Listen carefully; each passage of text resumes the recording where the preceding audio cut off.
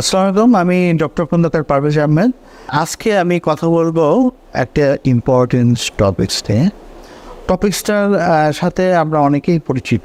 আমাদের মধ্যে অনেকেই আছে, দেখবেন যে কিছু কিছু সিমটম হয়, যেমন রাত্রেবেলা হাত পা চাবায়, শোয়ার পরে সে কমপ্লেন করে পাটা প্রচণ্ড চাবাচ্ছে, কামড়াচ্ছে, সে উঠে পড়ে। ইভেন দো এমনও সিমটম হয় যে পাটা সে দড়ি দিয়ে বা গামছা দিয়ে বেঁধে রাখে সারা।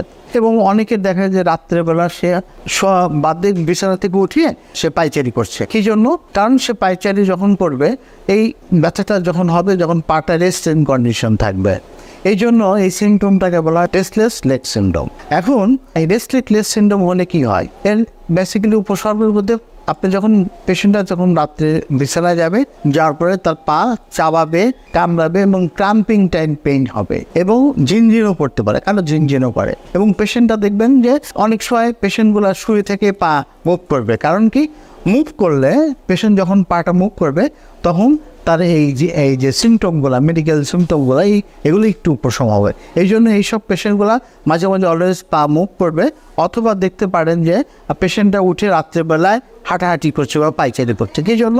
কারণ এইটা পায়চারি করলে তার এই ব্যথাটার থেকে সে উপশম পায়। এখন আমরা জেনে নিই এই রেস্টলেস লেগ সিন্ড্রোমের বেসিক্যালি কারণ কি, কী জন্য এই রোগটা হয়। রেস্টলেস লেগ সিন্ড্রোম খুব কমন বর্তমান যুগে।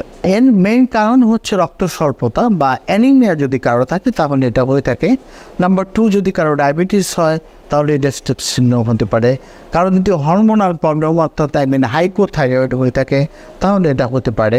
কারণ যদি ফলিক অ্যাসিড ডেফিসিট হয়, তাহলে কিন্তু এটা হতে পারে।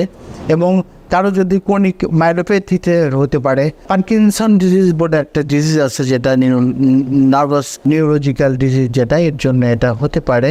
কেউ যদি আপনার ডায়েটারি প্রবলেমের জন্য এটা হতে পারে। কিছু ফুড হ্যাবিটের জন্য, বা স্মোকিং বা অ্যালকোহলের জন্য এটা হতে পারে। বেসিক্যালি ওয়াইড রেঞ্জে কিছু কজের জন্য এটা হতে পারে। এটার ইনভেস্টিগেশন কি? রেস্টলেস লেগ সিন্ড্রোমের আপনি কীভাবে ডায়াগনোসিস করতে পারবেন? ডায়াগনোসিস বেসিক্যালি এটার স্পেসিফিক কোনো টুলস নাই যে এটা ডায়াগনোসিস করা স্পেসিফিক টুলস নাই, কিন্তু বেসিক্যালি ক্লিনিক্যালি আমাদের এই রেস্টলেস লেগ সিন্ড্রোম ডায়াগনোসিস করতে হবে। পেশেন্টের কাছ থেকে হিস্ট্রি নিতে হবে, পেশেন্টের কাছ থেকে শুনতে হবে তার কখন ব্যথাটা অনসেট হয়, তার রিলিভ হয় কীভাবে, এবং তার আদার কী কী সিমটম আছে।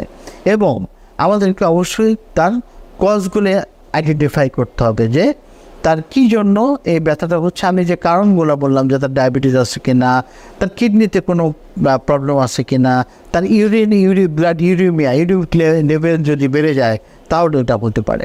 অনেকগুলো কজ আমি বলেছি। এই কজগুলো আমাদেরকে বেসিক্যালি পেশেন্টকে ইভ্যালুয়েট করতে হবে। ইভ্যালুয়েট করে এক্সক্লুড করে যদি আমরা স্পেসিফিক ট্রিটমেন্ট দেই, তাহলে কিন্তু আমরা এই রেস্টলেস লেগ সিন্ড্রোমের পেশেন্টকে আমরা পরিত্রাণ দিতে পারি।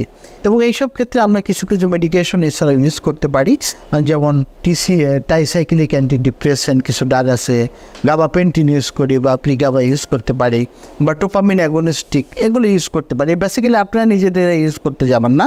আমি বললাম আর কি, বলার স্বার্থে যে কিছু কিছু মেডিকেশন আছে যেটা এর জন্য বেশ সুফল দিয়ে থাকে। কিন্তু আমাদেরকে অবশ্যই কজ আইডেন্টিফাই করতে হবে, কারণ একটা কজের জন্য এটা হচ্ছে। কজ আইডেন্টিফাই করে কজ আমাদেরকে সলভ করতে হবে, যে আপনাদের বেসিক্যালি কিসের জন্য এটা হচ্ছে। কাজে আমাদেরকে এক্সক্লুড করতে হলে আমাকে কিছু ইনভেস্টিগেশন করতে হবে। করার পরে আমরা যদি দেখি যে সে হাইপোথাইরয়েড বা ডায়াবেটিক রোগে ভুগছে, বা ইউরিক লেভেল বেশি বা ক্রিয়েটিন বেশি, স্পেসিফিক আমরা ট্রিটমেন্ট যদি করি, তাহলে এই পেশেন্টকে আমরা তাকে এই রেস্টলেস লেগ সিন্ড্রোম থেকে পরিত্রাণ দিতে পারবো।